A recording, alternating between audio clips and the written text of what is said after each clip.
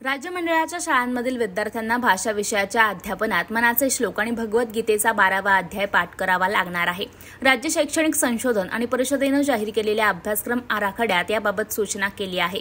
अशा प्रकारचे वृत्त राज्यातील प्रमुख वर्तमानपत्रात प्रसिद्ध झाल्यामुळे जनभावना अत्यंत तीव्र झाल्यात।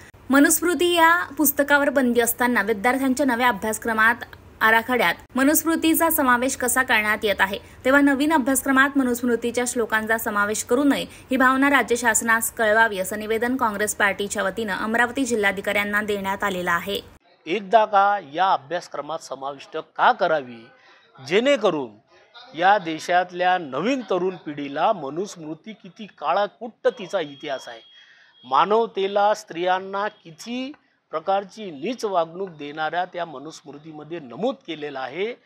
हे बघा, अध्याय क्रमांक 4 मध्ये श्लोक 148 आणि अध्याय क्रमांक 5 मध्ये 148 ते 163 आणि अध्याय क्रमांक 9 मध्ये 8 ते 53 ह्या कलमा वाचावं माझी अशी विनंती, आव्हान आहे सर्वांना।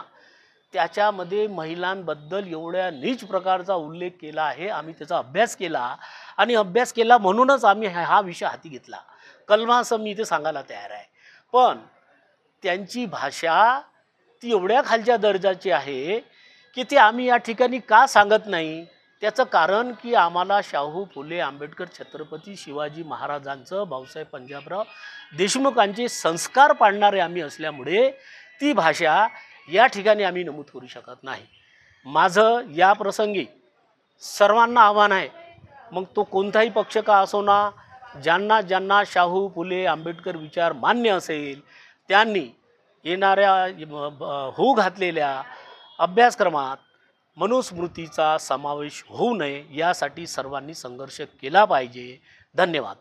क्रमामध्ये या सत्रापासून मनुस्मृतीचा समावेश करण्याचा जो प्रयत्न सुरू केलेला आहे त्या प्रयत्नाचा सर्वप्रथम भीमशक्ती सामाजिक संघटनेच्या वतीने मी निषेध व्यक्त करतो। आणि खऱ्या अर्थानं या देशामध्ये फुले शाहू आंबेडकरांच्या विचाराचा वारसा लाभलेल्या देशामध्ये संपूर्णपणे जर या देशाची प्रगती व्हायची असेल तर भारतीय संविधानाशिवाय पर्याय नाही।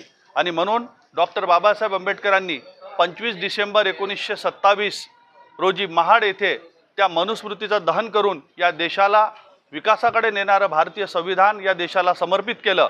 म्हणून विद्यार्थ्यांच्या अभ्यासक्रमामध्ये मनुस्मृतीचा हे टाकण्यापेक्षा, अभ्यासक्रम टाकण्यापेक्षा या देशात शासनाने भारतीय संविधानाचा अभ्यासक्रमामध्ये समावेश करावा अशी मागणी या निमित्तानं मी आपल्या माध्यमातून राज्य सरकारला करतो।